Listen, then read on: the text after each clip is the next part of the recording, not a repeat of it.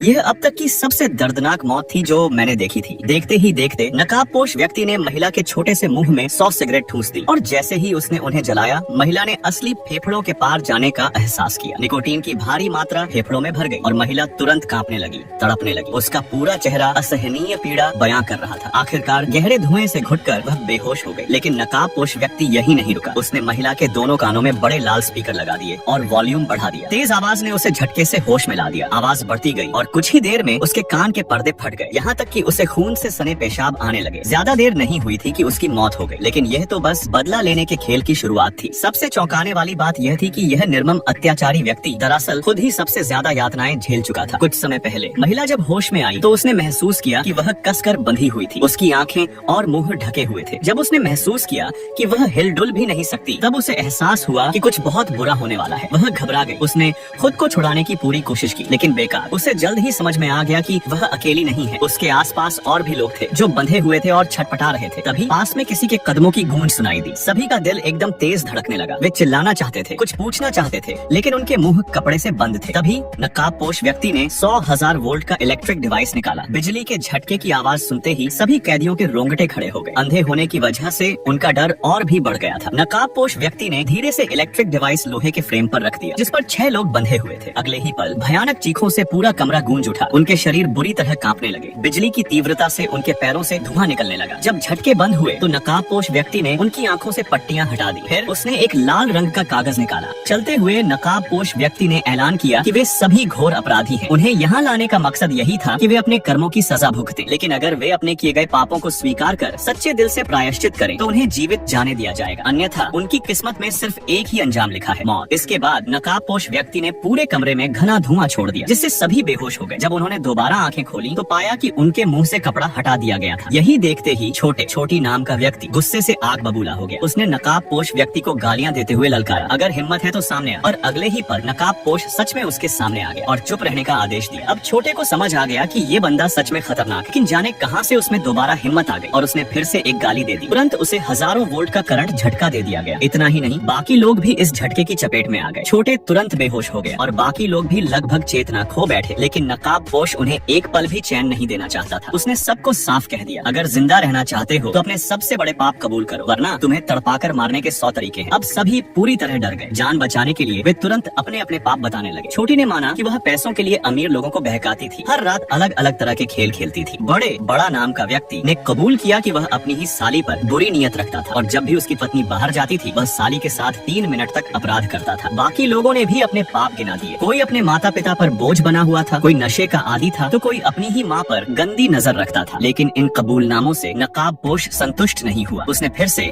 उन्हें बिजली के झटकों की यातना दी। जब तक कि इलेक्ट्रिक डिवाइस की बैटरी खत्म नहीं हो गई तब तक यह सिलसिला चलता रहा। फिर जाते जाते उसने धमकी दी, अच्छे से सोच लो, अगर अगली बार जब मैं आऊँ और तुम्हारे जवाब सही न हुए तो तुम सब मारे जाओगे। नकाबपोश के जाते ही छोटे का गुस्सा फूट पड़ा। वह गालियां देता हुआ बचने का तरीका खोजने लगा, लेकिन चाहे जितनी कोशिश कर लें, लोहे की जंजीरें इतनी मजबूत थीं कि कोई भी उन्हें तोड़ नहीं पाया। जैसे ही उन्होंने देखा कि वह भारी लोहे का फ्रेम उठाना असंभव था, सभी के दिलों में भय समा गया। यह सोचते ही नकाबपोश व्यक्ति एक बड़ी बाल्टी में भरी सैकड़ों पेन लेकर कमरे में दाखिल हुआ। बिना कुछ कहे उसने सीधे अविनाश की जांघों और शरीर पर बेरहमी से पेन घोंपने शुरू कर दिए। अविनाश दर्द से चीखने लगा। उसकी भयावह चीखें सुनकर बाकी सभी का खून जम गया। तेज चाकू जैसे वार और मांस चीरने की आवाजें उनके कानों में गूंजने लगी और वे सांस रोककर खुद को अगले शिकार बनने से बचाने की कोशिश करने लगे। अभी अचानक कमरे में फिर से एक जहरीला धुआं छोड़ा गया, जिससे सभी बेहोश हो गए। जब उनकी आंखें खुली तो उन्होंने पाया कि उनकी एक कलाई की रस्सी खोल दी गई थी। ऐसा लग रहा था जैसे नकाबपोश चाहता था कि वे कुछ करें। उन सभी ने लोहे का फ्रेम हटाकर भागने की कोशिश की, पर तभी राहुल की नजर एक चौंका देने वाली चीज पर पड़ी। वह वहीं ठिठक कर रह गया। वहाँ फर्श पर एक टूटी हुई उंगली पड़ी थी जो पूरी तरह खून से लथपथ थी। उसने हिम्मत जुटाई और जल्दी से एक पेन उठाकर उसे अपनी पीठ के पीछे छुपा लिया। जैसे ही नकाबपोश उसके करीब आया, राहुल ने अचानक उस पर हमला कर दिया। लेकिन अगले ही पल राहुल स्तब्ध रह गया। वह कांपते हुए वहीं बैठ गया। उसकी आंखें भय से चौड़ी हो गई। उसका दिल तेजी से धड़कने लगा। उसे डर था कि नकाबपोश अब उसके साथ भी वही करेगा जो उसने अविनाश के साथ किया था। लेकिन इस बार नकाबपोश ने कुछ नहीं किया। वह नाराज नहीं हुआ, बल्कि शांत भाव से खड़ा हो गया। फिर उसने उनके सामने एक कागज का टुकड़ा डाल दिया। उसने ने कहा, अगर तुम्हें डर है कि कोई तुम्हारे गुनाह सुन लेगा तो इसे लिख कर दे दो। अगर मैं जवाब से संतुष्ट हुआ तो मैं तुम्हें छोड़ दूंगा। सभी ने दिमाग पर जोर डाला पर उन्हें समझ ही नहीं आया कि नकाबपोश आखिर उनसे क्या सुनना चाहता था। वे इतने हताश हो चुके थे कि उन्होंने पैसा, शोहरत और यहाँ तक कि अपने शरीर तक नकाबपोश को देने की पेशकश कर दी। बस उन्हें छोड़ दिया जाए। और चाहे वे कितना भी अमीर हो, चाहे उनका रुतबा कितना भी ऊंचा हो, चाहे वे दुनिया की सबसे खूबसूरत महिलाएं क्यों न हो, नकाबपोश टस से मस नहीं हुआ। यह सुनकर सिमरन क्रोध से चिल्ला उठी, अगर तुझे पैसे नहीं चाहिए, ना ही तुझे खूबसूरत लड़कियों में दिलचस्पी है, तो फिर तेरा असली मकसद क्या है? पर उसका यह सवाल उसे भारी पड़ गया। फिर से जहरीला धुआं छोड़ा गया और वे सब फिर बेहोश हो गए। जब उन्होंने अगली बार आंखें खोली तो उन्होंने पाया कि पार्वती नाम की लड़की अब इस दुनिया में नहीं रही। उसके दोनों कानों के पास बड़े बड़े स्पीकर बंधे हुए थे। उसके होंठों से झाग निकल रहा था। उसकी शर्ट खून से भीग चुकी थी। ऐसा लग रहा था मानो जबरदस्त ध्वनि तरंगों ने उसे धीरे धीरे मार डाला हो। उसकी लाश देखकर अजय पूरी तरह डर से पागल हो गया। अब जब नकाबपोश दोबारा कमरे में दाखिल हुआ तो उसने पार्वती की लाश को घसीटते हुए बाहर निकाल दिया। यह देखकर सभी के रोंगटे खड़े हो गए। अब सिमरन से और बर्दाश्त नहीं हुआ। उसने गुस्से में चिल्लाकर कहा, तू ना पैसा मांगता है, ना औरतों में दिलचस्पी रखता है, तो फिर हमें यहाँ क्यों कैद किया है? लेकिन नकाबपोश चुप ही रहा। उसने सिर्फ इतना कहा, तुम्हें खुद इसका जवाब ढूंढना होगा। सिर्फ सही जवाब लिखने पर ही तुम यहाँ से जिंदा बच पाओगे। और फिर से जहरीला धुआं कमरे में फैल गया। निर्दय न्याय छोटे श्वाई ने गिड़गिड़ाते हुए माफी मांगी, लेकिन मास्क पहने व्यक्ति को जरा भी दया नहीं आई। उसने धीरे धीरे लोहे की छड़ उठाई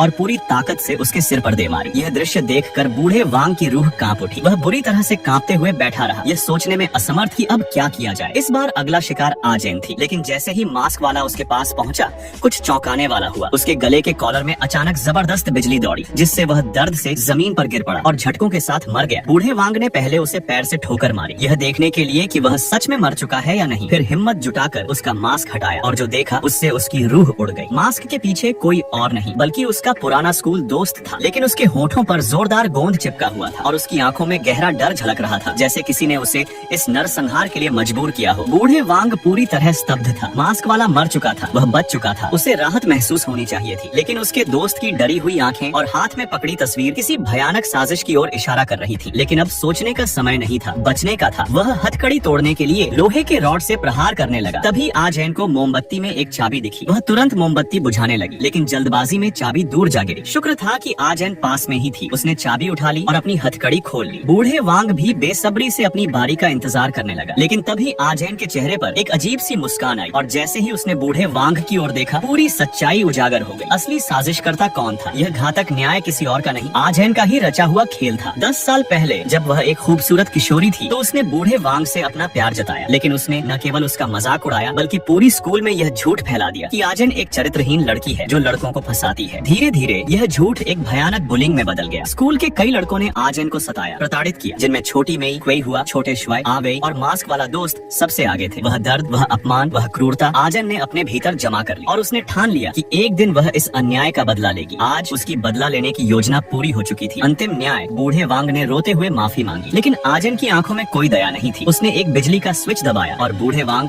जमीन पर तड़प उठा। फिर उसने कमरे में जहरीली गैस छोड़ दी। आजैन ने बूढ़े वांग के पास बैठकर उसकी ओर देखा। कहीं न कहीं वह अब भी उससे प्यार करती थी और इसी कारण उसने उसे अकेला मरने नहीं दिया। वह उसके साथ मरने को तैयार थी। बुलिंग का कड़वा सच। आजैन की त्रासदी केवल एक कहानी नहीं थी, यह कोरियाई स्कूलों में हो रही वास्तविक घटनाओं का प्रतिबिंब थी, जहाँ पीड़ित को न्याय नहीं मिलता और अपराधी बिना सजा के बच जाते हैं। जब कानून पीड़ितों को न्याय देने में असफल हो जाता है तो कुछ लोग खुद ही न्याय का हथियार उठा लेते हैं। आज की कहानी यहीं समाप्त होती है।